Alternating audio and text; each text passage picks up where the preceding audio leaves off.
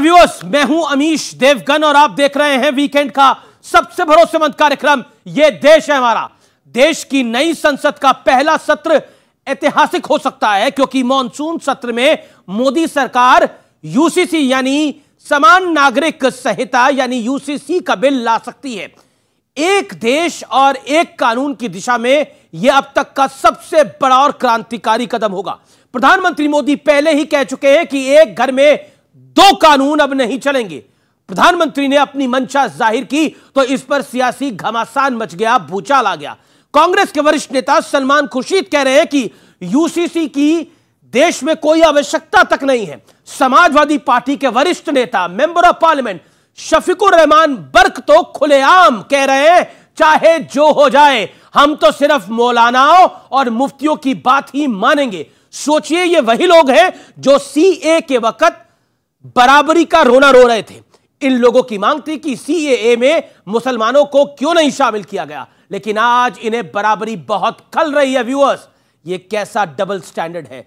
जिस यूसीसी का जिक्र भारत के संविधान में है, जिस यूसीसी के समर्थक खुद बाबा साहेब भीमराव अंबेडकर थे, उस यूसीसी पर मुसलमानों को डराया क्यों जा रहा है? क्या असली दर तुष्टीकरण से संतुष्टीकरण की तरफ बढ़ रहे भारत से है? यही है आज का ये देश है हमारा। आज इसी मुद्दे पर होगी देश की सबसे बड़ी और सार्थक चर्चा, यूसीसी पर धर्म संकट। और आज बड़ी चर्चा का विषय यही है व्यूअर्स।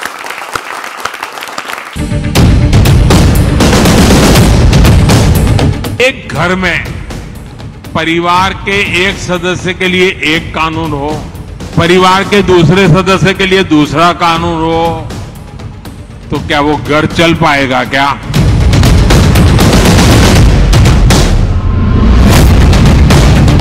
प्रधानमंत्री मोदी ने यूसीसी का नाम क्या लिया, बड़ा सियासी बवाल खड़ा हो गया। यकीनन अभी इसकी आवश्यकता नहीं है। ये हमारी पार्टी ने मांग की है कि हमें बताइए कि इसकी क्या आवश्यकता पड़ी थी। इसके बजाय कि इसको आगे चलाएं, इस पर बार बार सोचें कि कहीं कोई तूफान ना आए। अब तो खबर है कि सरकार नई संसद के मॉनसून सत्र में यूसीसी का बिल पेश कर सकती है। सरकार इस मसले पर सभी स्टेक होल्डर्स से बातचीत के पक्ष में है। लॉ कमीशन ने भी लोगों से सुझाव मांगे हुए हैं। संसद की कानून मामलों की स्थायी समिति ने 3 जुलाई को बैठक बुलाई है। इस बैठक में सभी स्टेक होल्डर्स को बुलाया गया है। जो फैसला यहाँ के उलमा मुफ्तियान करेंगे उसको हम मानेंगे। हम गवर्नमेंट ने यहाँ पर जो तय कर रही है उसके खिलाफ है, यूनिफॉर्म कोड के खिलाफ है। कुरान का हुक्म है, अल्लाह का हुक्म है, उसमें जो अल्लाह का हुक्म है हम उसको मानेंगे। तो क्या यूनिफॉर्म सिविल कोड के नाम पे आप प्लुरलिज्म डाइवर्सिटी को छीन लेंगे क्या आप? और प्रधानमंत्री यूनिफॉर्म सिविल कोड के नाम पर हिंदू सिविल कोड की बात करना चाह रहे हैं। मकसद क्या है कि टारगेट करो भारत के मुसलमानों को। यूसीसी पर विपक्षी एकता में फूट भी दिख रही है क्योंकि आम आदमी पार्टी, जेडीयू, एनसीपी के सुर उतने कड़े नहीं हैं जितने दूसरे विपक्षी दलों के हैं। यूसीसी का जो भी दस्तावेज होगा सामने आने दीजिए, सामने तो आने दीजिए। हम किस चीज पे हम समर्थन देना चाहते हैं यूसीसी को, किस पे समर्थन दे दें? मोदी जी से पूछ के। सवाल यह है कि यूसीसी का विरोध क्यों हो रहा है? क्या भारत का हर नागरिक समान हो, सबके लिए एक कानून हो? क्या कुछ लोगों को इससे किसी तरह की सियासी अड़चन की आशंका है? तुष्टीकरण से संतुष्टीकरण की तरफ बढ़ रहा भारत किसके लिए परेशानी का सबब है? मेरे साथ जनता जनार्दन है। सबसे पहले जोरदार तालियां। और आज तो खास मेहमान भी हैं कार्यक्रम के अंदर, योगी जी के हम शक्ल यहां बैठे हुए हैं, तो उनके लिए भी जोरदार तालियां। अनुराग भदौरिया घबरा गए हैं। अनुराग भदौरिया है मेरे साथ, समाजवादी पार्टी के प्रवक्ता, उनका अभिनंदन है। मेरे साथ डॉक्टर सुधांशु त्रिवेदी हैं, बीजेपी के सांसद, लोकप्रिय प्रवक्ता, जोरदार तालियों से उनका अभिनंदन है। मेरे साथ प्रियंका कक्कड़ है, आम आदमी पार्टी की नेत्री है और प्रवक्ता है, उनका अभिनंदन है। मेरे साथ कलीमुल हफीज साहब है, उनका अभिनंदन है, जाने माने पॉलिटिकल कमेंटेटर है, जोरदार तालियों से अभिनंदन करिए। आचार्य प्रमोद कृष्णम है। आप तमाम लोगों का स्वागत है इस चर्चा के अंदर। सबसे पहले इस चर्चा की शुरुआत करता हूं मैं अनुराग भदौरिया आपसे, और 50 सेकंड का वक्त आपको देता हूं। आपके नेतागण तो कमाल है, आपके मेंबर ऑफ पार्लियामेंट कहते हैं कि हम मुफ्ती और मौलवियों की बात मानेंगे, सरकार की बात नहीं मानेंगे। मुफ्ती मौलवी भी क्या संविधान हो गए हैं समाजवादी पार्टी के लिए? देखिए, इस देश के अंदर में भारतीय जनता पार्टी यूसीसी की बात करती है।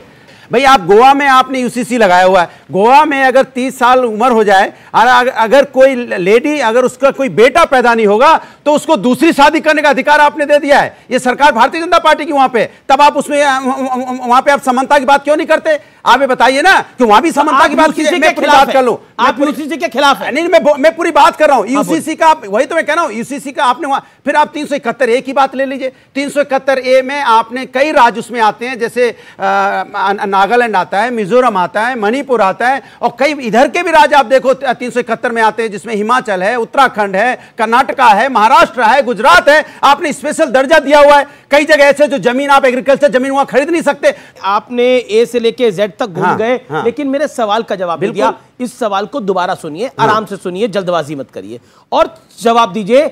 मुफ्ती और मौलाना क्या संवैधानिक हिस्सा हैं जिसकी बात आपके सांसद कर रहे हैं? जवाब दीजिए। कोई इस बात को इस तरह से नहीं कहता है, वो सिर्फ यूसीसी पे बात हो रही है। उन्होंने कहा यूसीसी, मेरी बात सुनिए, मैं कह रहा हूं ना, प्रवक्ता कह रहा हूं ना, यूसीसी उन्होंने नहीं कहा। उनका कहने का नहीं, तात्पर्य अलग निकालो। इन्होंने क्या बोला? उन्होंने नहीं कहा, अलग है, यही बोला ना, नहीं कहा। मेरी बात व्यूअर्स आप सबने सुना, मेरी बात तो स्क्रीन आप सबने भी सुना, इन्होंने बोला नहीं कहा। अब मैं उनकी बाइट प्ले करता हूं।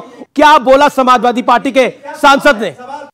जो फैसला यहाँ के उलमा मुफ्तियान करेंगे उसको हम मानेंगे।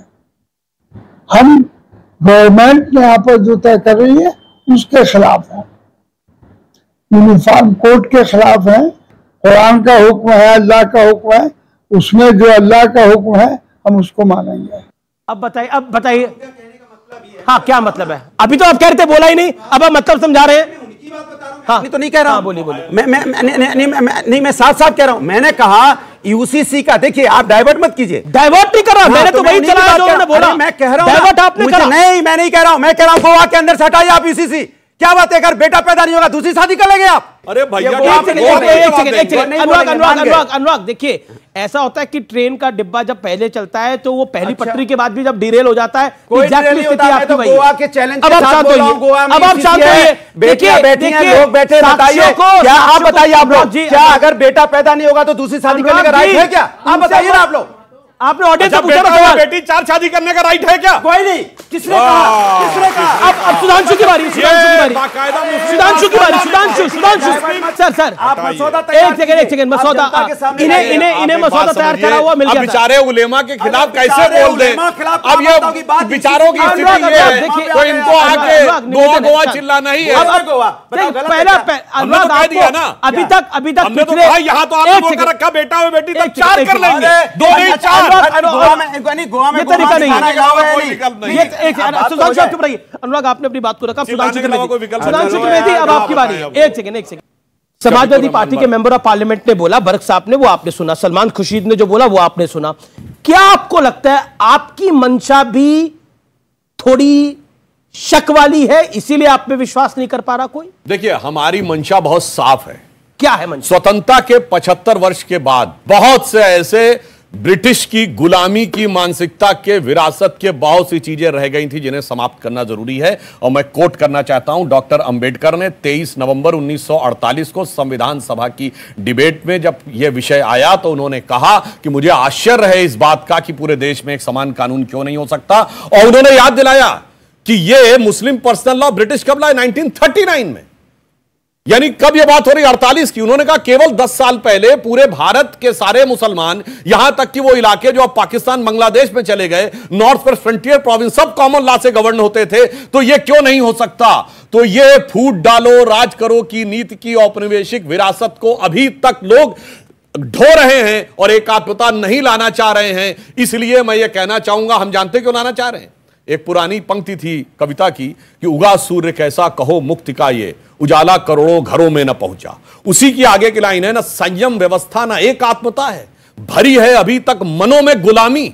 वही राग अंग्रेजियत का पुराना सुनाते बड़े लोग नामी गिरामी।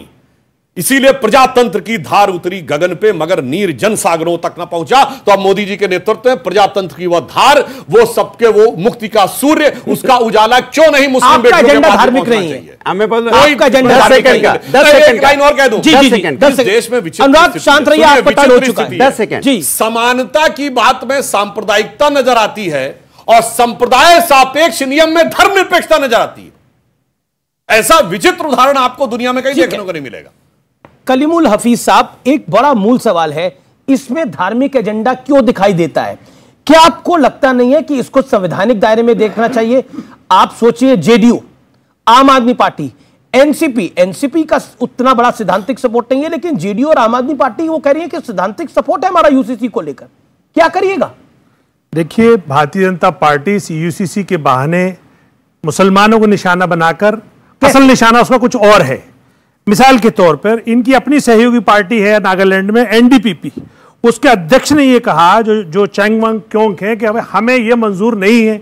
इनकी एक और सहयोगी पार्टी है अकाली दल, उसने भी बाकायदा स्टेटमेंट देकर कहा कि इस यूसीसी के बहाने से अल्पसंख्यकों के जो अधिकार हैं वो सीमित कर दिए जाएंगे, उन पर डाका डाला जाएगा। इसके अलावा Nagaland Baptist trust association, Nagaland tribal council, उसके अलावा खासी हिल ऑटोनोमस डेवलपमेंट काउंसिल ने 24 जून को बाकायदा प्रस्ताव पर कर ये कहा। तीसरी बात, मिजोरम ने अपनी विधानसभा में फरवरी में ही ये प्रस्ताव पास करा कि इसके खिलाफ रहेंगे। और चौथी बात, झारखंड के 30 आदिवासी संगठनों ने आदिवासी समन्वय समिति बनाकर बाकायदा इनके खिलाफ प्रस्ताव पास किया। 5 जुलाई को वो जो देव कुमार धर उसके हेड हैं, उन्होंने पीटीआई को इंटरव्यू दिया कि हम 5 जुलाई को गवर्नमेंट के खिलाफ खड़े होंगे। आपने लगभग सवाल काउंटर सवाल है, अधिकार है ना काउंटर सवाल? पहले पूरी बात में करना, नहीं, 1 सेकंड काउंटर सवाल, बिल्कुल आप ही के पास आ रहा हूं मैं, आप ही के पास आ रहा हूं। आप ये सब बातें कह रहे हैं, अगर बीजेपी के समर्थक बीजेपी के साथ नहीं आ रहे हैं तो बीजेपी उनसे निपटेगी। मैं आपसे पूछ रहा हूं कि आपको क्यों धार्मिक एजेंडा क्या दिखाई देता है? क्या जेडीयू और आम आदमी पार्टी को नहीं दिखाई दे रहा धार्मिक एजेंडा? मैं बताता हूं, देखिए, आपने एक भी प्रोग्राम किया कि किसी आदिवासी इसका विरोध कर रहा है? आपने कितने प्रोग्राम कर लिए कि मुसलमान विरोध कर रहे हैं? सारी बाइट मुसलमानों को दिखा रहे हो आप, तो आदिवासी की दिखाई, क्योंकि आप भी उनके एजेंडे को सपोर्ट कर रहे हो। जेडीयू और आम आदमी पार्टी भी कर रही है, ये पूरे देश जेडीयू और आम आदमी पार्टी कर रही है। क्या आप भारतीय जनता पार्टी के एजेंडे को आगे बढ़ा रहे हो? इसे हिंदू मुस्लिम करके दिखा रहे हो? सच्चाई ये आपके मौलवी मौलाना बोल रहे हैं, सांसद बोल रहे हैं, आपने पॉलिटिकल पार्टी बोल रही है, all India Muslim personal law board बोल रहा है, तो कोई क्या करेगा? देखिए, वो प्राइवेट लोग हैं, मैंने जो बात कही है, आप अच्छा, आम आदमी पार्टी आम आदमी पार्टी के बीजेपी के एजेंडे में बसी हुई है। बिल्कुल, अगर आम आदमी पार्टी यूसीसी का सपोर्ट करेगी तो बीजेपी को सपोर्ट कर रही है। और जेडीयू, कोई भी पार्टी हो, और एनसीपी, देखिए ये यूसीसी डॉक्टर भीमराव अम्बेडकर कोई भी सरकार यूसीसी को बिना अल्पसंख्यकों को बनाए हुए लाएगी, ऑडियंस के पास आऊंगा, गवर्नमेंट के लाएगी, मेड गवर्नमेंट के लाएगी। बताइए कहां लिखा है? ये भीमराव अम्बेडकर साहब ने अपने लास्ट स्पीच में कहा। ओके, प्रियंका कक्कड़, आप सपोर्ट कर रहे हैं? Okay, 40 second. ओके मैडम, देखिए, हमारा ये बहुत स्पष्ट तौर पे मानना है कि आर्टिकल 44 संविधान का कहता है कि देश में यूसीसी लागू होना चाहिए और देश को उस तरफ बढ़ना चाहिए। इसलिए हम सैद्धांतिक रूप से इन प्रिंसिपल इस 44 आर्टिकल के साथ खड़े हैं। दूसरी चीज पर हमने ये भी बहुत स्पष्ट कर दिया है कि ये बहुत जरूरी है कि इतनी कम्युनिटीज हैं देश में, जनता का आप व्यू तो ले ही रहे हैं, साथ में मुस्लिम, चाहे वो बुद्धिस्ट लॉज के ऊपर हो, चाहे वो हिंदू पर्सनल लॉज के ऊपर हो, इन सब की एक्सपर्ट कमेटी होनी चाहिए। मुस्लिम पर्सनल लॉ की एक्सपर्ट कमेटी होनी चाहिए, हिंदू पर्सनल लॉ की एक्सपर्ट कमेटी होनी चाहिए। सबका व्यू लेकर फिर इंप्लीमेंट करना चाहिए। फार्म लॉज की तरह थोप नहीं देना है डिक्टेटोरियल स्टाइल में, क्योंकि फिर बड़ा रेपकड़। लेकिन आपको बीजेपी की बी टीम कहा जा रहा है लगातार। कोई बात नहीं, हम तो कॉन्स्टिट्यूशन का समर्थन कर रहे हैं, इनका चलता रहता है। अभी आज कांग्रेस में भी फूट पड़ गई है, कांग्रेस कह रही है, उनके हिमाचल वाले कह रहे हैं कि समर्थन करना है, तो अब कांग्रेस की हिमाचल वाली बी टीम हो गई है।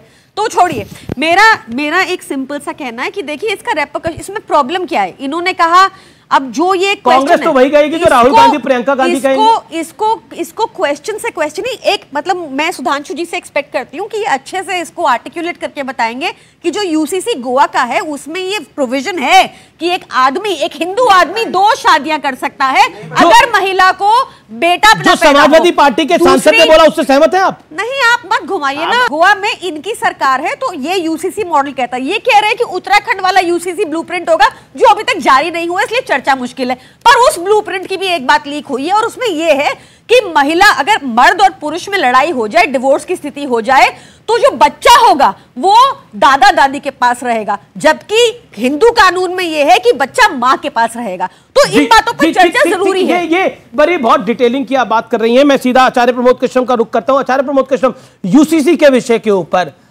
आम आदमी पार्टी का सिद्धांतिक समर्थन है। कांग्रेस आम आदमी पार्टी से नहीं सीख रही है या सीखना नहीं चाहती है? कांग्रेस पुरानी सीख गई। जी जी जी आचार्य जी, कांग्रेस पार्टी बहुत पुरानी पार्टी है, बल्कि देश की सबसे पुरानी पार्टी है, सबसे बड़ी पार्टी है। तो आम आदमी पार्टी को कांग्रेस से सीख लेनी चाहिए। और कांग्रेस पार्टी, कर्नाटक में गारंटी भी है, नहीं बोले कांग्रेस वो सारे जवाब देंगे। आप कॉपी कर रहे हैं? अमीश जी, आपने कैसा बीज बोया है कि देखिए झगड़ा हमारा आम आदमी का भी करा दिया। अब मुझे टोक रही हैं, नहीं ठोक रही सर, नहीं प्लीज, आम आदमी पार्टी की सम्मानित प्रवक्ता। खैर, मैं सुधांशु जी से ये सवाल करना चाहता हूँ कि आप सत्ताधारी दल हैं, आप ताकतवर पार्टी हैं, सबसे बड़ी पार्टी हैं, तो ये जो यूनिफॉर्म सिविल कोड आप लाना चाहते हैं, ये जब आप लाएंगे तो इसका एक पूरा ड्राफ्ट तैयार होगा। पूरा ड्राफ्ट तैयार होने के बाद मसौदा तैयार होगा, उसके बाद ही पता चलेगा कि आपकी नीयत क्या है। फिलहाल मुझे जो लग रहा है वो आपकी नीयत में खोट लग रहा है। अगर देश के हित के अंदर, देश के हित में, बिल्कुल हम चाहते हैं कि देश में एक संविधान, एक कानून लागू होना चाहिए, सब लोग एक समान होने चाहिए, लेकिन वो आप करेंगे कैसे?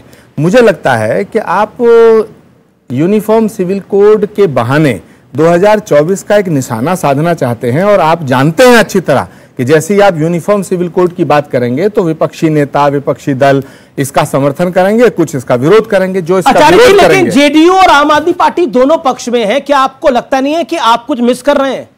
अरे भाई, जेडीयू का फैसला जेडीयू करेगा, आम आदमी पार्टी का फैसला आम आदमी पार्टी वाले करेंगे। कांग्रेस पार्टी, इसका कोई जरूरी थोड़ी है सूतना कपास जुलाई से लट्ठम लट्ठा। अभी बिल लाए नहीं हो, मसौदा तैयार नहीं किया है और हमारी लड़ाई शुरू करा दी अमित जी आपने, बॉल उछाल दी। लेकिन सवाल इस बात का है, मैं बताना चाहता हूं, सवाल इस बात का है कि मैंने शुरू कराई। आपका प्रवक्ता कहता है कि उनके मुख्यमंत्री के बारे में एक शराब घोटाले में है, दूसरे को वो शराबी शब्द से नवाज देता है, लड़ाई मैंने शुरू कराई। आपके नेता कहते हैं कि ये अगर गठबंधन में आते नहीं है तो हमें फर्क नहीं पड़ता, लड़ाई मैंने शुरू करवाई। आप बताइए, कमाल की बात है। एक सीधे साधे शरीफ आदमी को बोलने नहीं दे रहे हैं आप। सुधांशु जी भी हमला कर रहे हैं, आम आदमी पार्टी भी हमला कर रही है और आप भी मुझ पर हमला कर रहे हैं। एक बेचारे अनुराग भदौरिया जो मेरे बीच में नहीं बोल रहे हैं। ये सबसे सीधी पार्टी वाले हैं।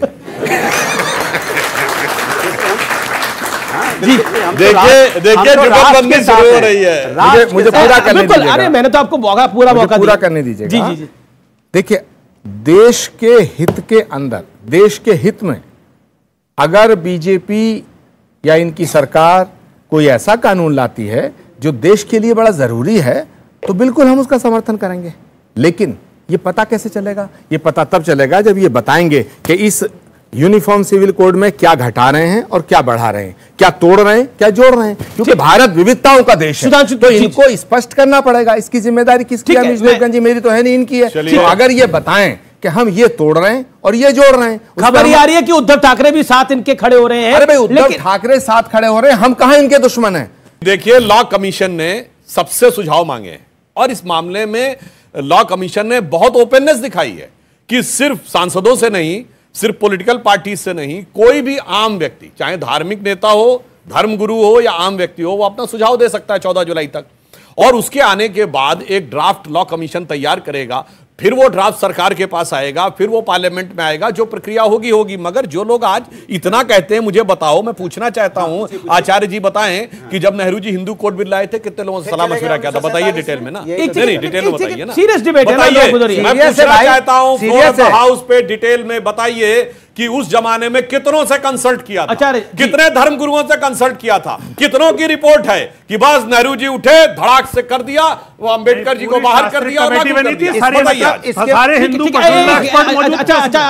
कमेटीज बनी थी और उनसे 16 साल लगे। आचार्य प्रमोद कृष्णम सक्षम है अपनी बात का जवाब देने। सुधांशु जी का बड़ा अच्छा सवाल है कि नेहरू जी ने किससे कंसल्ट किया था। अरे भाई, जब नोटबंदी की थी तो मोदी जी ने किससे कंसल्ट किया था? जब ये किसान का बिल लाए थे तो किससे कंसल्ट किया था, और जब किसानों का बिल वापस किया तो किससे कंसल्ट किया था? मतलब इन्होंने बहुत अच्छी बात, मतलब इन्होंने मान लिया कि अभी तक कंसल्ट करने की जो बातें कर रहे थे वो सिर्फ नाटक था, क्योंकि आखिर में नेहरू जी ने नहीं कंसल्ट किया था, ये स्वीकार करने के लिए धन्यवाद। यानी अब आप जबकि हमारा तो लॉ इन्होंने भी नहीं किया, कर रहा है, मतलब ये तो ये भी नहीं बता सकते किसी के पास लेटर क्या हो, काम बीजेपी कर रही है। अच्छा अमित जी, इन्होंने मान ली कि उन्होंने नहीं कंसल्ट किया था, इसलिए हम कुछ कंसल्ट नहीं कर रहे हैं। भाई हम नोटबंदी करेंगे मेरी मर्जी, अगर हम लॉकडाउन लगाएंगे मेरी मर्जी, 2000 का नोट चालू करेंगे मेरी मर्जी, बंद करेंगे मेरी मर्जी। मैंने संविधान कुछ है ही नहीं, संविधान का कोई मतलब नहीं है। भाई संविधान में तो बात होगी ना। आपका सवाल है स्वामी जी, मैं एक चीज पूछता हूँ, ये जो यूजीसी हो रहा शुरू, यूसीसी ये देश हित के लिए है। नेहरू जी ने जो किया था वो देश हित में नहीं था। जी सवाल जवाब। बिल्कुल, नेहरू जी पे मुकदमा चलाया जाए। नहीं, सारे देश की समस्याओं का जो जड़ है वो नेहरू जी तो है ही, और सारे बिल्कुल है। बहुत अच्छी बात। और कुछ कहना है? वो तंज के और कुछ कहना है? सुधांशु जी यही काम कराएंगे, प्रधानमंत्री को। सुनिए, मैं आपको याद दिलाता हूं। पर सुधांशु जी हर चीज नेहरू जी पे कैसे? अब मैं जवाब दे रहा हूं। अरे अनुराग भाई, आप तो शांत रहिए, हर सवाल में अब मैं नेहरू जी की जुबानी उन्होंने यूसीसी के लिए क्या बोला मैं कोट कर रहा हूं। फरमाइए।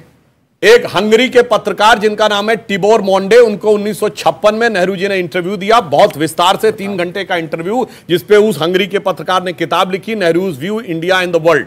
उसमें जिस समय समान नागरिक संहिता की बात हुई तो नेहरू जी ने बड़े गर्व से कहा कि हमने हिंदुओं में अब दूसरी शादी अवैध कर दी है, हमने विरासत के नियम निर्धारित कर दिए हैं, महिलाओं को अधिकार दे दिए हैं। अब वो पत्रकार कहता है मुसलमानों के बारे में, तो नेहरू जी का वर्ड है, बकौल Nehru ji, I can not dare to touch Muslims.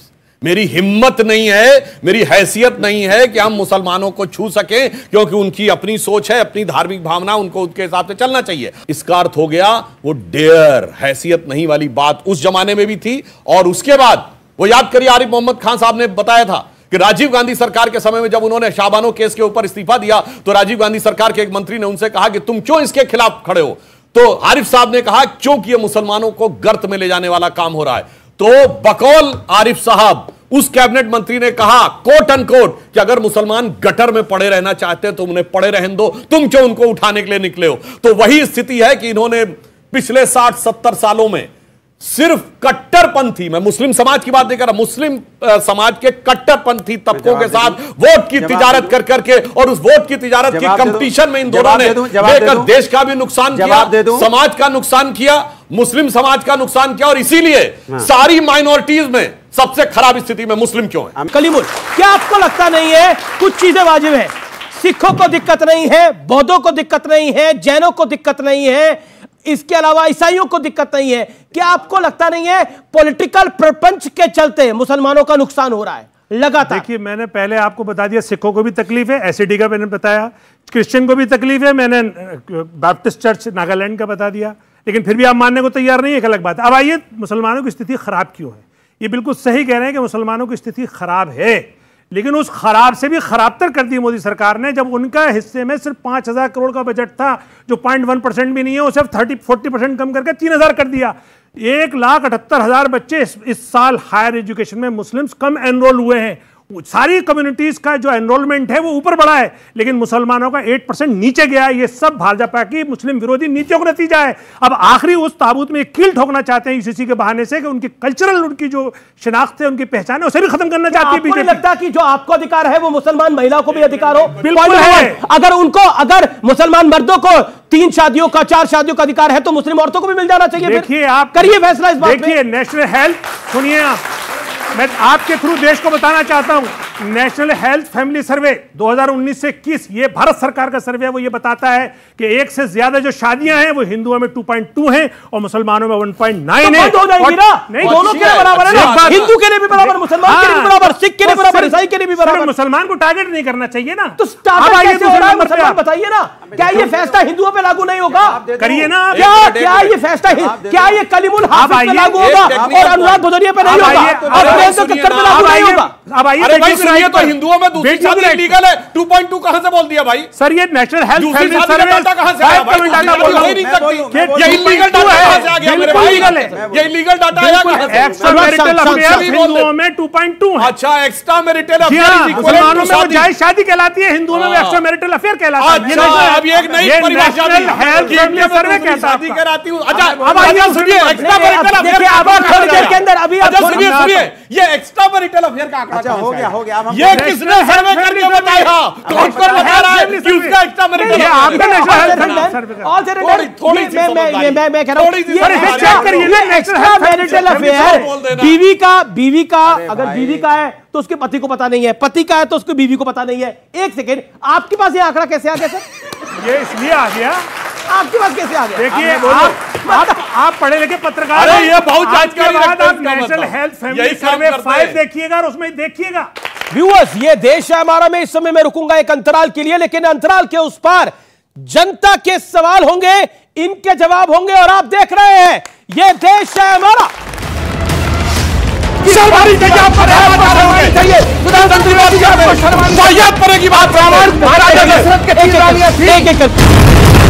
तीन ही क्यों थी, 2 या 4 क्यों नहीं? समाचार हो तो बोलो, जवाब दूंगा।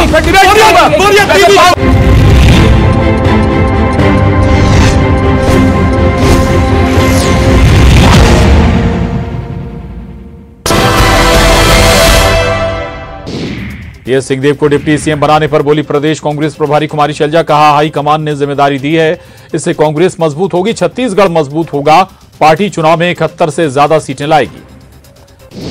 कांग्रेस नेता अनंत कुमार साय बने राज्य औद्योगिक विकास निगम के अध्यक्ष। राज्य सरकार ने साय को किया कैबिनेट मंत्री का दर्जा, सीएम बघेल ने दी बधाई। अनंत कुमार साय को राज्य औद्योगिक विकास निगम के अध्यक्ष बनाने पर सीएम बघेल ने ट्वीट कर दी बधाई। लिखा, साय को नए दायित्व मिलने पर शुभकामनाएं।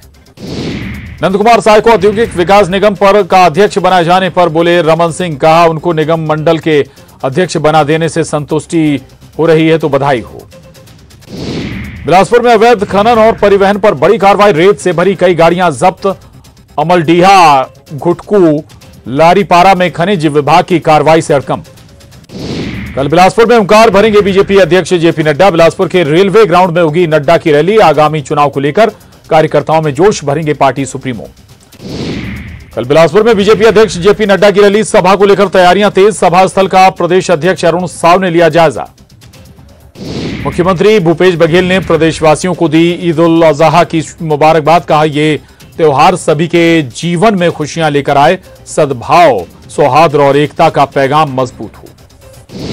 रायपुर के ईदगाह में ईद उल अजहा की अदा की गई नमाज। देश और प्रदेश की तरक्की की मांगी गई दुआ, एक दूसरे को गले मिलकर दी ईद की बधाइयां। रायगढ़ में फर्जी तरीके से जमानत ले रहा जमानतदार गिरफ्तार। किसान ऋण पुस्तिका में गड़बड़ी कर ले रहा था जमानत, फर्जी दस्तावेज पेश करने पर धोखाधड़ी का मामला दर्ज। दुर्ग में बारिश से उफान पर शिवनाथ नदी, महमरा एनीकट के 6 फीट ऊपर बह रहा पानी। मोगरा जलाशय से छोड़ा गया 25,000 क्यूसेक पानी। डिप्टी सीएम टीएस सिंहदेव पहुंचे सीएम आवास। मुख्यमंत्री भूपेश बघेल ने मिठाई खिलाकर दी शुभकामनाएं। प्रदेश प्रभारी कुमारी शैलजा भी रही मौजूद। टीएस सिंहदेव को डिप्टी सीएम बनाने पर बोले रमन सिंह। कहा, कांग्रेस ने बाबा को झुनझुना पकड़ाया, पार्टी ने मुख्यमंत्री के पद के लिए चेहरा हटा दिया।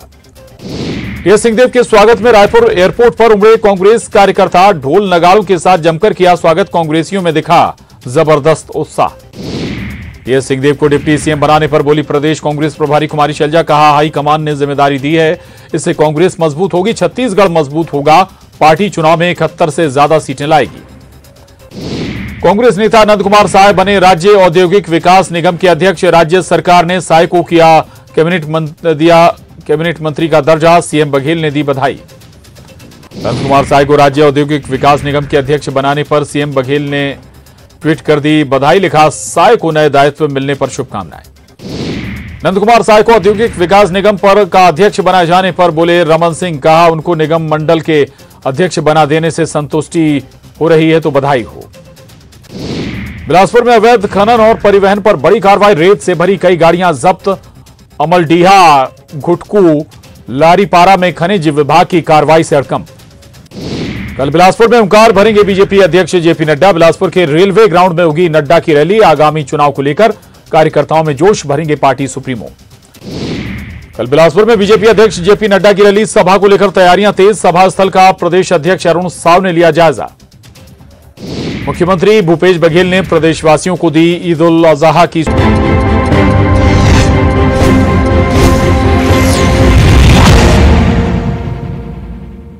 वेलकम बैक व्यूअर्स, आप देख रहे हैं वीकेंड का सबसे भरोसेमंद कार्यक्रम ये देश है हमारा। आचार्य जी, अब विपक्षी एकता की बात करें तो क्या विपक्षी एकता को पलीता लग गया है? जो बात आप पहले कह रहे थे वो अजय माकन, पवन खेड़ा, गौरव वल्लभ सब वो बात बोल रहे हैं। क्या आपको लगता है कि यूसीसी एक बड़ा मुद्दा है जिसमें विपक्षी एकता होनी चाहिए थी, लेकिन जेडीयू, चलिए आम आदमी पार्टी को तो आप लोग लगातार बुरा भला कह रहे हैं, जेडीयू के बारे में क्या बोलेंगे? उद्धव ठाकरे के बारे में क्या बोलेंगे? एनसीपी के बारे में क्या बोलेंगे? जवाब। भाई पहली बात यह, विपक्षी एकता में पलीता मैंने नहीं लगाया, आप लगा रहे हैं। दूसरी बात है, अगर ये इल्ज़ाम हमारे सिर रखना है और हम इसके घड़े को हमारे सिर पे फोड़ना तो अलग बात है। हमने आम आदमी पार्टी को कभी बुरा भला नहीं कहा। हमने तो आम आदमी पार्टी की सरकार बनवाई साहब पहली बार, और कांग्रेस के दिल्ली के तमाम नेता विरोध में थे, फिर भी उसके बाद आम आदमी पार्टी की पहली बार सरकार बनाई। और ये दिल्ली में नहीं किया कांग्रेस पार्टी ने, रीजनल पार्टियों को जब जब ताकत कांग्रेस ने दी है तब तब ताकतवर होने के बाद उनकी पहली लड़ाई बीजेपी की बजाय कांग्रेस से हो जाती है। ये उत्तर प्रदेश में भी हुआ, ये बिहार में भी हुआ, ये वेस्ट बंगाल में हुआ, ये तमिलनाडु में हुआ, ये और भी स्टेट्स में हुआ। लेकिन भाजपा से जब लड़ाई की बात आती है तो कांग्रेस हमेशा भाजपा के खिलाफ खड़ी रही है। हमने कभी भाजपा से समझौता नहीं किया और ना हम तो करेंगे। अब आप क्या कह रहे हैं, आम आदमी पार्टी समझौता कर रही है भाजपा से? अब दूसरी बात नहीं जी, उनकी अपनी आइडियोलॉजी है, लेकिन देश के हित में अगर फैसला, मैं फिर उस पर कह रहा हूं कि देश हित के अंदर अगर ये कानून आता है तो हम बिल्कुल इस पे विचार करके इसका समर्थन कर सकते हैं। क्यों नहीं कर सकते? देश की सरकार चला रहे हैं आप, लेकिन हमें इनकी नीयत पे शक है। जहां तक आम आदमी पार्टी का, उद्धव ठाकरे जी का सवाल है या किसी और नेता का सवाल है, ये देश में सब स्वतंत्र हैं, अपने विचार रख सकते हैं। हम क्यों कहें कि भाई आप हमारी विचारधारा से सहमति जताइएगा? हम जब दूसरे की विचारधारा, तो आपके नेता क्यों कहते हैं कि आम आदमी पार्टी के बिना भी अलायंस चल सकता है? नहीं, बिल्कुल चल सकता है, क्यों नहीं चल सकता? आम आदमी का काम हमारे बिना चला नहीं चला, तो हमारा काम भी इनके बिना चल जाएगा। इसमें कौन सी बड़ी बात हो गई? इनकी बात, लेकिन एक सेकंड, ये गंभीर बात हो रही है। अगर समाजवादी पार्टी ये चाहती है, या ममता बनर्जी की पार्टी ये चाहती है, या शरद पवार जी की पार्टी ये चाहती है, या केसीआर की पार्टी ये चाहती है कि साहब कांग्रेस को साइड रखो और हम अकेले ही लड़ लेंगे बीजेपी से, तो फिर हम भी कह देंगे कि हम भी 2024 का चुनाव अकेले लड़ने में सक्षम है, हमें भी किसी की जरूरत नहीं है। क्या इस मोदी जी जो हैं वो कांग्रेस की समस्या हैं? अरे मोदी जी तो इस देश की समस्या है। अगर देश की समस्या से निपटना चाहते हो तो फिर कांग्रेस के नेतृत्व में आकर के ही लड़ाई लड़नी पड़ेगी, क्योंकि राष्ट्रीय स्तर पर, 5 सेकंड, राष्ट्रीय स्तर पर बीजेपी को रोकने का काम अगर कोई दल कर सकता है उसका नाम है कांग्रेस। तो कांग्रेस के नेतृत्व में आने में आपको दिक्कत क्यों है? यूसीसी पर क्या आपने जल्दबाजी करी? जो भी गलतियां कांग्रेस ने की, बीजेपी कहती है कि यही मेरा रीजन है कि मैं आज वो गलती 10 टाइम ज्यादा क्यों कर रही हूं, तो वो गलत है। बार बार डिबेट जा रही है हिंदू वर्सेस मुस्लिम में, ये मुद्दा ही नहीं है। सबसे पहली चिंता मेरी ये है कि यूसीसी कोर्ट जो गोवा का है वो एक आदमी को 2 शादियां करने का राइट देता है अगर महिला को बेटा नहीं होता। क्या ये रहेगा? दूसरा, इनका जो यूसीसी उत्तराखंड का ब्लूप्रिंट आया है उसमें आया है कि अगर हस्बैंड वाइफ का डिवोर्स होता है तो बेटा तो बच्चे को ग्रैंड पेरेंट्स को दे दिया जाएगा। क्या ये सही है? ऐसा होना चाहिए? इसमें इन्होंने जो 371 का प्रोविजन है कॉन्स्टिट्यूशन में, वो कहता है कि मिजोरम और नागालैंड के स्पेशल राइट्स हैं। उसमें एनडीपीपी, जैसा भाई ने बताया, एनडीपीपी ऑलरेडी अपना ऑब्जेक्शन दर्ज कर चुकी है जो इन्हीं की अलायंस है।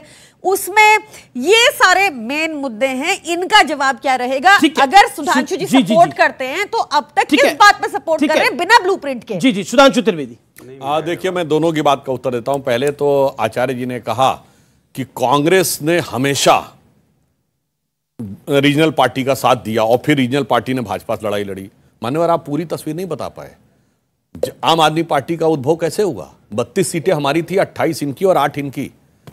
आपकी सरकार हारी थी, ईमानदारी से स्वीकार कर लेना चाहिए था। आप 8 सीटों पे आ गए, बात खत्म। मगर बीजेपी को रोकने के लिए आपने इनका साथ दिया। उसके बाद ये लड़ाई हमसे न लड़ते तो आपसे लड़ते, आपकी तो 0 सीटें हो गई। उसके बाद आप लड़ाई में नहीं रह गए। वैसे ही उत्तर प्रदेश में हुआ। जब मुलायम सिंह जी पहली बार मुख्यमंत्री बने तो भाजपा की 56 सीटें थी, मुलायम सिंह जी की 180 सीटें थी, जनता दल वीपी सिंह के जमाने में।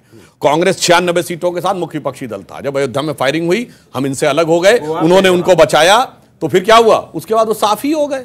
तो लड़ाई हमसे ही होनी है भाई, क्योंकि हमारे ही खिलाफ मन में नफरत रख के आपने किया था। अब हम इसके ऊपर आते हैं। देखिए, जो ट्राइबल्स एरियाज हैं या किसी की भी संस्कृति हो अथवा जमीन का संरक्षण हो, उसका इस कॉमन सिविल कोड से क्या लेना देना? ये तो बड़ी सिंपल सी बात है। अरे भाई, उसका सवाल है जमीन सिविल का। प्रियंका जी अनुराग एक सेकंड जवाब सबका जवाब एक सवाल है आपका सवाल है ना, वो जवाब दे देंगे। सवाल मैं ये पूछना चाहता हूं कि यूसीसी आने के बाद हिंदू निकाह किया करेंगे या मुसलमान फेरे फेरेंगे? जरा बताइए। नहीं क्लियर। अरे भाई, इसका धार्मिक संस्कृति परंपरा से क्या मतलब? मैं बता रहा हूं। तो फिर किससे सुनिए, जवाब दे रहा हूं। अरे भाई, मैं उदाहरण दे रहा हूं। मैं उदाहरण दे रहा हूं। जैसे पैनल कोड में सब एक हैं, हत्या हुई तो फांसी होगी। अब फांसी के बाद दफनाओगे या जलाओगे अपने ऊपर है, मगर फांसी होगी हत्या पे, यह रूल होना चाहिए। मगर यहाँ तो गलत एग्जाम्पल है भाई, क्या गलत एग्जाम्पल? जो आप शादी पे बात होती है, गोवा की बात होती है, आप बोलने नहीं तैयार हो। एक एक करके आप क्या चाहते हैं? डिबेट आप क्या चाहते हैं? मैं डिबेट रोकूं यहाँ पर? नहीं, एक एक करके। इन्होंने सवाल पूछा, ये जवाब देंगे। इन्होंने सवाल पूछा, ये जवाब देंगे। एक एक करके आप बीच में क्यों? जवाब उन्होंने सवाल पूछा, उसका ही जवाब दे रहा हूं। उन्होंने कहा शादी होगी तो फेरे से होगी। आप इधर आ जाइए। शादी होगी तो फेरे से होगी या निकाह पढ़ के होगी, इसका क्या मतलब है? मैंने जैसे कहा कि मृत्यु होगी उसके बाद दफनाओ या वो करो, अपने हिसाब से करो, वैसे ही शादी होगी तुम अपने संस्कार से करो। बस शादी में एक बात तय हो जाएगी, शादी होगी तो रजिस्ट्रेशन कराना पड़ेगा, शादी होगी तो सबके लिए एक पत्नी एक पति होगा। इसमें कौन सी समस्या की बात है? इसमें कोई समस्या की बात है? अब आइए लैंड वाली बात करते हैं, जिस पे बात हुई लैंड वाली बात पे, जो प्रियंका करने बात करता हूं। लैंड के ऊपर तमाम राज्यों में यह विशेषाधिकार है कि आप उसकी लैंड नहीं ले सकते। जैसे शेड्यूल कास्ट की लैंड आप नहीं ले सकते। इसका यूसीसी से क्या लेना देना भाई? क्या सिंपल की बात है? आप पढ़िए पहले, आप पहले पढ़िए यूसीसी है क्या? अनुराग, तो आप रिजर्वेशन का क्या करेंगे? अरे भाई, रिजर्वेशन से यूसीसी क्या करना भाई? रिजर्वेशन से क्या कनेक्शन यूसीसी का? बराबर अधिकार देना, सबको बराबर अधिकार देना। कहां बराबरी के पक्ष में बोलते थे? रिजर्वेशन का क्या लेना देना यूसीसी से? रिजर्वेशन पे जाएंगे, यूसीसी का रिजर्वेशन से क्या लेना देना है? किससे लेना देना है? फिर यूनिवर्सिटी का रिजर्वेशन से कोई लेना देना नहीं है। ना जमीन से लेना देना है, ना अच्छा ठीक है, ऑडियंस के सवाल। अरे ये देखिए कौन आया स्टूडियो में, एक सेकंड स्टूडियो में कौन आया है? आप क्या कहना चाहते हैं? यार मेरा आपसे सवाल क्या? आप तो बोलिए भाई, सवाल क्या पूछेंगे आप? बोलिए। आप तो मेरे को इतना ही पूछना है कि आप तो ठोक दीजिए। बिल्कुल ठोकूंगा। आप 35 करोड़ से ऊपर क्यों नहीं सोचते हो? मोदी जी 140 करोड़ के बारे में सोच रहे हैं और आप केवल 35 करोड़ पे टिके। अच्छा, ये तो आप 140 करोड़ के बारे में सोचिए। अच्छा, एक सवाल है, ये वेशभूषा अभी आपने 2017 के बाद धारण करी है या उससे पहले से पहनते आ रहे हैं? ये केवल 2022 के बाद चालू हुई है। 2022 के बाद चालू हुई है। चलिए, कंफ्यूजन हो जाता होगा कई बार लोगों को, लेकिन आपको यहाँ देख के अनुराग भदौरिया थोड़ा डर गए थे। अच्छा, नहीं, मैं ऐसा तो नहीं था। एक सेकंड। अब देखिए, बीजेपी के प्रवक्ता कह रहे हैं शादी से यूसीसी का लेना देना नहीं, जमीन से लेना देना नहीं, रिजर्वेशन से लेना देना नहीं। तो प्रभु लेना देना किससे है? अरे भाई, लेना देना किससे है? पता किससे? मैं बता रहा हूँ, इससे लेना देना है, इससे लेना देना है। महंगाई पे बात ना हो जाए, टमाटर 120 रुपया हो गया है, इससे लेना देना है। इससे चर्चा नहीं करना चाहते। हाँ, ये इससे लेना देना है, क्योंकि इससे ध्यान भटकाना चाहते हैं आपको। किसी से लेना देना नहीं है। अमित जी, अभी ये डिबेट को उस लेवल पे लाएंगे। सुनिए, अभी ये कहेंगे फेरे और निकाह करना है। अभी ये कहेंगे, अरे टमाटर ज्यादा देर जेब में मत रखिए, गड़बड़ हो जाएगी। 120 रुपए किलो है। अच्छा, ये खरीद के लाए, चुरा के लाए? खरीदा हुआ भैया, ये एक खरीदा है। मेरा नाम गोवर्धन पांडे है जी। मेरा भाइयों से जवाब है क्योंकि जो मुसलमान समुदाय के लोग हैं सबसे ज़्यादा प्रताड़ित मुसलमान है इस समय। हमें ये यूनिफॉर्म सिविल कोड का समर्थन करना चाहिए क्योंकि हमारे देश में समान कानून व्यवस्था होनी ही बहुत जरूरी है। जी, जी, इस जी। देश को चाहिए। तो अभी एक बात और कहता हूँ, जैसे एक उदाहरण देता हूँ। जैसे एक मुसलमान समाज में एक शादी होती है, शादी होने के बाद जब उस मुसलमान लेडी का बच्चा नहीं होता है तो वो अपने बच्चे को, किसी बच्चे को गोद नहीं ले सकती है। ये इनके शरीयत के अंदर में है, दूसरे बच्चे को गोद नहीं ले सकती है। मुसलमान को दूसरी शादी करनी पड़ती है, ऐसे तीसरी शादी कर लेते हैं।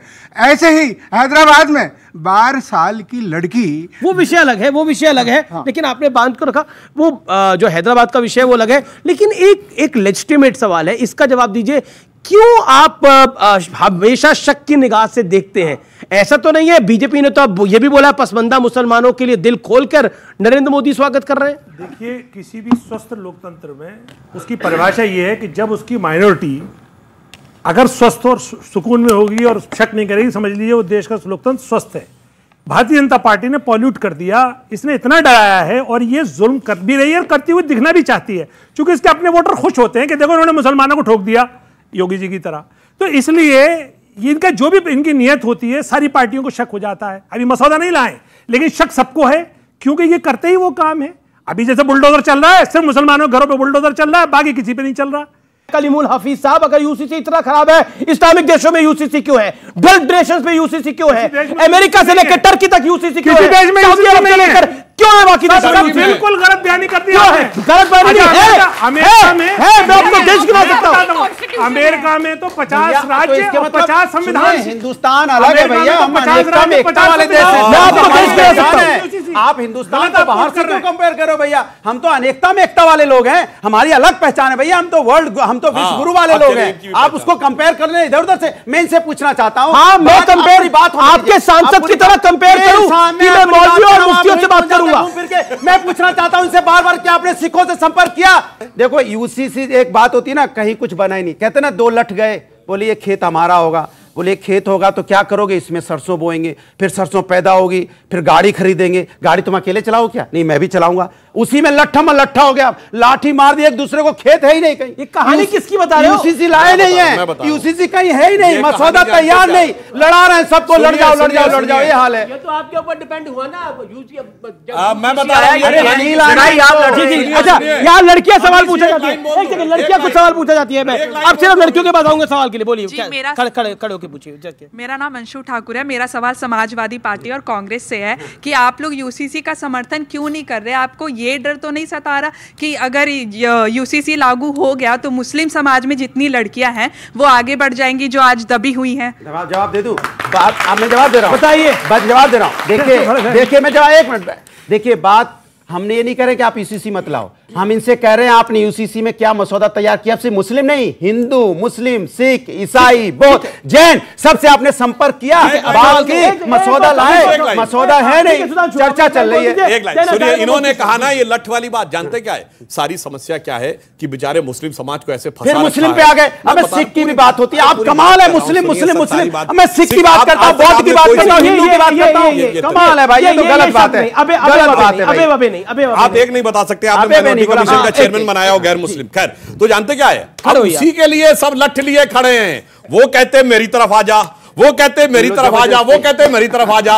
यानी उसकी बेचारे की हालत ऐसे मुस्लिम समाज की लैला जैसी हो गई है कि वो ये कहते हैं मैं तेरा आशिक पुराना तो देख, वो कहते मैंने गोली चलवाई मेरा कारनामा तो देख, तो वो कहता मेरा खानदानी घराना तो देख। तो मुस्लिम समाज हो गया कि रजिया फंस गई गुंडों में। जी जी आचार्य जी, ऐसा क्यों है? मैं ये सवाल इसलिए आपसे दोबारा पूछ रहा हूं, ऐसा क्यों है जो कांग्रेस को नजर आ रहा है वो आम आदमी पार्टी को नजर नहीं आ रहा और वो जेडीयू को भी नजर नहीं आ रहा? ऐसा क्या नजर आ रहा है आप लोगों को यूसीसी में? बड़ी गंभीर मोड़ पर आ गई है बहस। 2-3 सवाल जिम्मेदारी से अगर आपकी अनुमति हो तो कर लूं। जी जी सर प्लीज। पहला, सुधांशु जी ने ये कहा कि साहब हम जो शादी के रीति रिवाज हैं उनमें कोई परिवर्तन नहीं आएगा यूसीसी के आने के बाद, जन्म मरण के संस्कारों में कोई परिवर्तन नहीं आएगा। तो मुझे लगता है कि जो सारा लबो लबाब है ये 4 शादियों को लेके है। कुछ हद तक यही समझिए। हाँ, और क्या तो 21वीं सदी में नहीं होना चाहिए। कलीमुल साहब एक मिनट, मतलब ये अभी भी पक्ष में है। नहीं, 4 शादियों को लेके है हमेश। आप चाहते हैं 4 शादियां रहे? नहीं, मैं तो कह रहा हूं हिंदुओं को हक दे दो, बराबर हो जाएंगे। ओफो, कैसे दिल की आरज़ू लबों पे आती है। आखिर में देखिए खरबूजे देख खरबूजा कैसे रंग बदलता है। अरे भाई मेरी बात सुनो। नहीं तो फिर सुनो ना, काउंटर सवाल है। फिर यार इतनी देर बाद। जी बोलिए आपका हक है। भाई आप उनकी 4 बीबियां रखने का हक छीन रहे हैं ना, और आप चाहते हैं कि इन्हें काट के छोटा कर दे, यहाँ कर दे, तो भाई उन्हें बड़ा तकलीफ हो रही है, तो हिंदुओं को दे दो 4 शादी, तो एकता आ जाएगी, समरसता आ जाएगी। नंबर 1। नंबर 2, तो बीवियों को भी हक दे दो 4 शौहर रखने का। दे दो, ये तो बराबर का दर्जा होगा।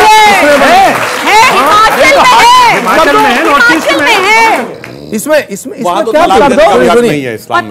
नहीं, भारत को एक फ्री लाइफ जीने का एक तौर तरीका आ जाएगा। नंबर 1। नंबर 2, मैं अपनी बात बाद में करूंगा, पहले अरे भाई सुधांशु जी, अब मैं सवाल कर रहा हूं, जवाब आप जी बताइए। दूसरा बात यह है कि मुझे बड़ी अजीब बात लग रही है कि कलीमुल साहब मुसलमानों का पक्ष रख रहे हैं और सुधांशु जी हिंदुओं की बात कर रहे हैं।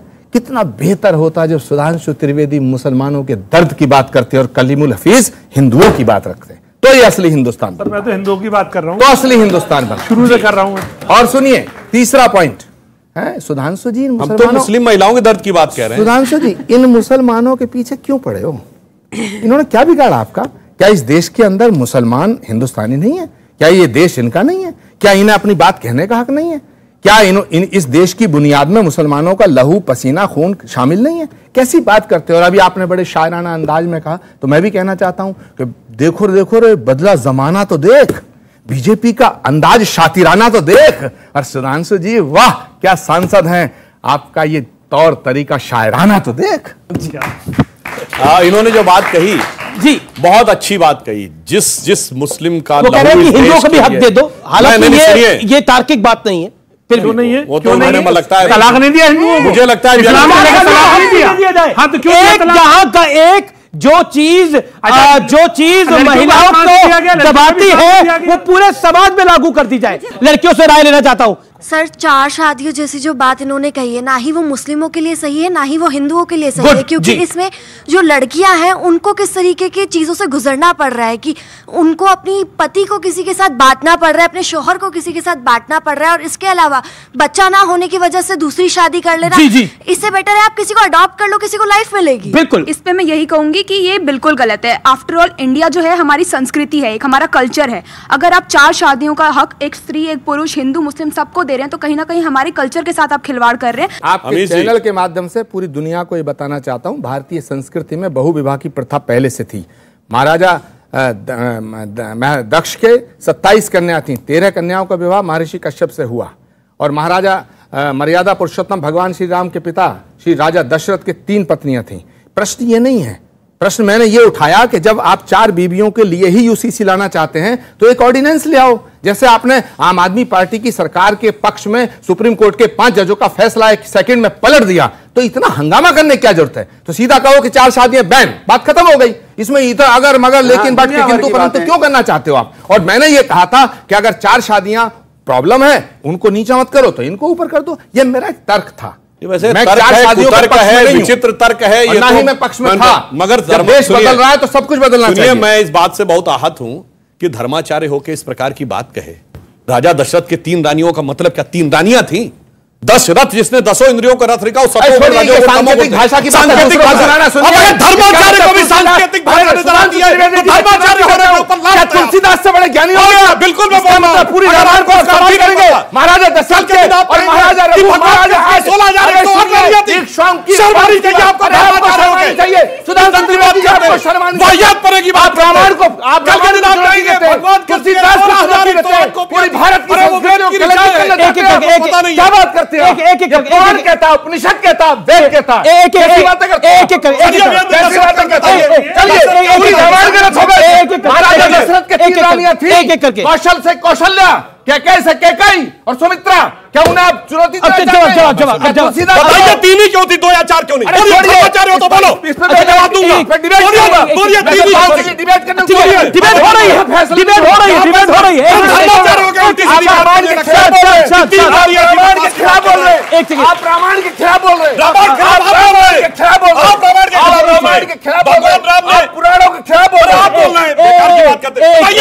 खिलाफ 2 या 4 क्यों नहीं? अब सुनिए, भगवान के रामायण के खिलाफ बोल रहे हैं, आप रामायण के खिलाफ बोल रहे हैं, आप इतिहास को बदलना चाहते हैं, एक एक करके ओके। चलिए, राम का अर्थ बताइए, दशरथ का, सुमित्रा का अर्थ बताइए, कौशल्या का अर्थ बताइए। बोलिए, कौशल्या का क्या अर्थ है? वो कौशल्या क्या है, सुमित्रा क्या है, तुम बताओ क्या है? राजा दशरथ और सुनिए, सुमित्रा कहीं तो नहीं थी। अगर धर्म का तो बकवास पहले बकवास मत करिए सुधांशु जी, बकवास आप कर रहे हैं। आप सीमा में रहिए, आप सीमा में रहिए। आप बताओ, राजा दशरथ के 3 पत्नी थी या नहीं थी? अच्छा ठीक है, राजा दशरथ के 3 पत्नी थी, आप रामायण के खिलाफ बोल रहे हैं। अच्छा ठीक है, कोई रामायण के खिलाफ नहीं बोल रहा, कोई किसी धर्म के खिलाफ नहीं बोल रहा। मेरा निवेदन है शांति रखिए और एक एक करके अपनी बात को रखिए। आप दोनों मेरे सम्मानित मेहमान हैं। दोनों बातें करने लगे कि 4 बीबियां रख दो, फिर कहने लगे भारतीय संस्कृति में होता था, कुछ भी आए बाय साहब बोलने लगते हैं। धर्माचार्य होकर शर्म आनी चाहिए। क्या पुराण में गलत लिखा है? क्या रामायण गलत है? क्या रामायण के सुधांशु जी तुमसे उम्मीद नहीं थी? आप कैसी बात कर रहे हैं? लेकिन कई सारे लोगों के पास। अच्छा, हिंदू धर्म में मर्यादा का प्रतीक कौन है? दशरथ या राम? हिंदू धर्म में मर्यादा का प्रतीक कौन है? दशरथ या राम? बोलो बोलो, मर्यादा पुरुषोत्तम कौन है? दशरथ या राम? राम। तो फिर राम के कितनी पत्नी नहीं? लेकिन क्या